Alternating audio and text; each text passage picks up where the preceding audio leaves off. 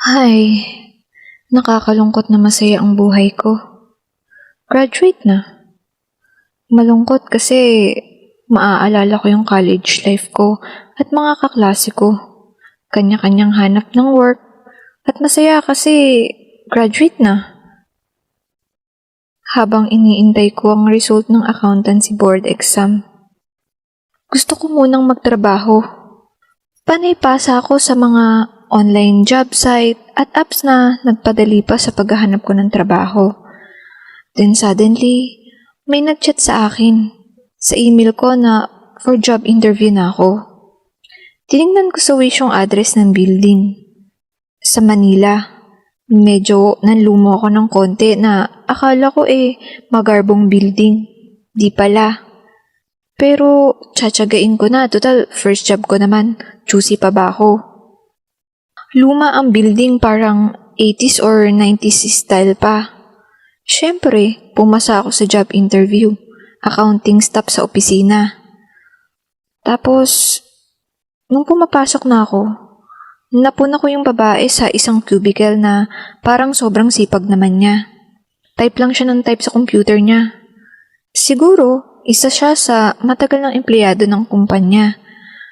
Nagsimula na ako sa trabaho at binabati ko palagi yung babaeng masipag. Hi po, masayang bati ko pero di niya ako pinapansin. Mga 3 araw ko pa siyang napapansin na ganon. Tas minsan lang ako nag-OT, so aabutin siguro ako ng mga 6:30 PM ganon.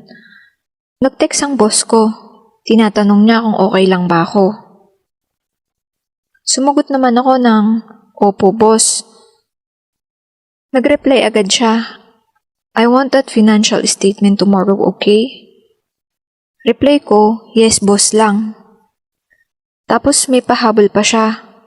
"Pasensya ka na at mag-isa ka dyan sa office. Minsan lang yan. Bayad naman yung OT mo at kapag may binili kang food mo sa labas, ibigay mo sa akin yung resibo bukas, okay? Mari-reimburse naman yun." Yun yung sabi niya sa akin. Tapos, nireplyan ko na lang siya ng, "Salamat po, boss." Tapos sinabi ko na rin sa kanya na hindi naman ako mag-isa dito sa building. Meron akong kasama. Tapos ang bilis ng reply niya, ha? Ganito yung pagkakasabi niya. "Ha? Sino, Carla? Ikaw lang mag-isang nasa building, lalaki o babae?" Yun yung tanong niya sa akin. Tapos yung reply ko, "Sir, babae po." Tapos di na siya nag-reply. Nilapitan ko yung babae sa cubicle. Tatanungin ko sana siya, tapos inalok ko siyang kumain. "Ma'am, kain." Tapos doon na naputol yung pagsasalita ko nang pumihit patalikod yung ulo ng babae at bumulwak ang dugo sa bibig niya. Napasigaw ako pero narinig kong sumigaw ang babaeng yun na umalis na ako sa trabahong yun. Napaisip ako, bakit niya ako papag-resignin sa trabaho, which is kaka-apply ko lang. Kinabukasan, narinig ko sa mga office mate ko na naaresto yung boss ko, which is yung katext ko lang kagabi. Dinampot daw ito ng NBI sa kasong rape with homicide. Nagbigay na ako ng resignation pero dito tinanggap ni Ma'am Cindy. Tapos si Ma'am Cindy kinausap niya rin ako. Alam kong nakita mo si Gemma. Na-rape siya at ang salarin ay si boss. Na naaresto naman na. Kami nasanay na dito sa opisina. Siguro matatahimik na siya ngayon. At siya nga pala, ako na ang head ng accounting department. So please Carla, huwag ka nang mag-resign. Palipat na tayo ng building, okay? Sumang-ayon na ako pero di ko malilimutan ang kilabot na nangyari. Sa bagong building na kami sa Makati, marami kaming opisinang katabi, CPA o pasado na ako sa board exam, certified public accountant na ako. Lumaki na rin yung sweldo ko. Sa tuwing matadaan ako sa simbahan, ipinagdarasal ko ang kaluluwa ni Gemma.